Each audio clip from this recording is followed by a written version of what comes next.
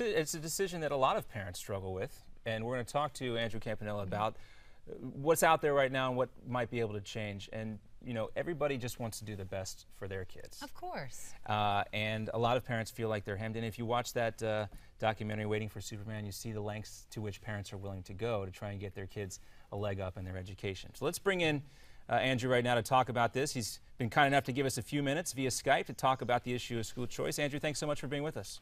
Well, thanks for having me. I appreciate it. All right, so let's talk about your organization first, just to give folks an idea how you got started and why you felt like it was so important to educate parents about school choice. Sure. National School Choice Week is America's largest annual celebration of opportunity in education. And during National School Choice Week, which is coming up January 25th through the 31st, individuals, schools, community organizations hold events to educate people in their community about all of the different options that parents can or should have when it comes to their children's schools. And the reason this is important is because, first, parents have more choices now than they ever did before in this country when it comes to their kids' education. And second, there are still tens of millions of families who need more choices, and we want to bring some awareness to that. Andrew, you've said that the overall theme of National School Choice Week is to show the success stories made possible by education options. Can you share some of those success stories with us? Absolutely. You know, I worked for many years in Washington, D.C., and in particular on a program called the D.C. Opportunity Scholarship Program.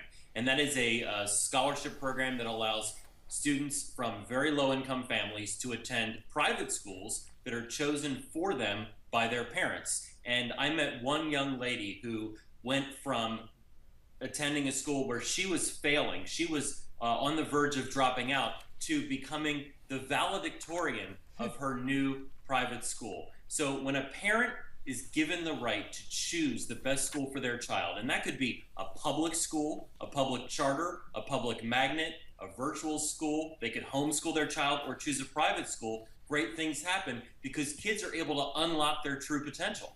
Well, Andrew, you mentioned, obviously, and just listed off a whole other range of options from traditional school. So things obviously are moving in some areas in the right direction here. But even though this is, you know, you don't want to make this a political issue, it's going to become one, and it is one anyway. Do you think that this, that the country and the education system as a whole benefits from having this type of debate in the political arena?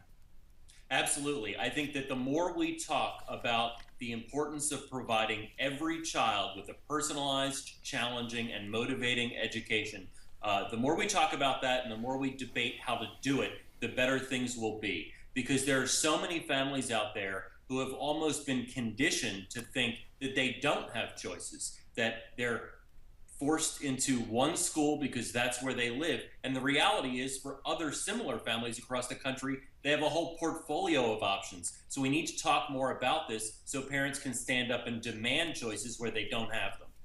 Andrew, some opponents will say, though, by having this, that you actually are starving public schools, so to speak, and teachers of the resources they need to do their jobs. What do you say to opponents of your program? The first thing I would say to that argument is that, gosh, these people who think this is going to hurt public schools must not have a lot of confidence in those public schools, because I went to public schools my whole life. My mother teaches in public school. I'm a big supporter of public schools, as are so many of the people participating in National School Choice Week. Folks need to have more confidence in the traditional system and not automatically think that just because parents have choices, they're going to all flee the traditional system. The reality is many will stay, others will choose different public schools, some will choose other schools in the public sector like charters, magnets, and virtual schools, and yes, some will go to private schools. But the reality is when all schools are competing for those kids, all schools will get better. So that's a real aspect. That's why some folks have latched onto this, is the competition aspect of all of this. Are you seeing any signs, again, Andrew, because you mentioned the fact that there is more competition or more choice really for parents now than ever before, are you seeing any increase in the quality of education based on this type of competition?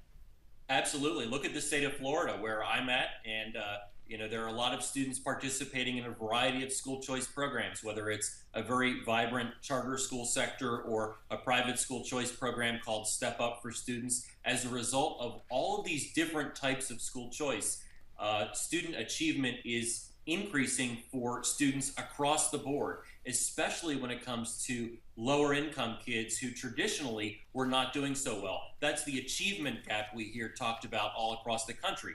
And every year that achievement gap costs America $2.7 trillion in lost economic output. Here in the state of Florida, because of school choice, we're closing that gap, giving more kids the opportunity to succeed, and that helps everyone. Andrew, you have, I believe at last count, was it 8,000 schools that have signed up now to participate? We're at 9,300 schools now. 9,300 now, okay. And 10,000 overall events for School Choice Week. Okay. And this is everything from district schools to charters, you name it. All types of schools signed up to hold events. And what are they going to be doing at these events? Well, some of them will hold parent information sessions so they can let parents in the communities know about their schools. Others will hold pep rallies, celebrations. Some people will hold rallies at state capitals and let lawmakers and legislators know that they support school choice. People will hold roundtable discussions, movie screenings. The best part about School Choice Week is all of these events are independently planned and independently funded by folks in local communities across the country. All right, Andrew Campanella, thanks so much for being with us, president of School Choice Week. Great issue here, and as you mentioned, hopefully the competition will increase and the quality of education will continue to increase. Thanks for being with us, Andrew. Thanks for having me. I appreciate it. It's our pleasure. Much more to come here on America's Forum. We're just getting started, kind of started with the second hour of the program here, halfway through, I guess we should say. Still much more to come here on the show. Stick around. We have Dick Morris coming up a little bit later. We're going to talk about the fallout from the NYC police ambush. Much more coming up right after this.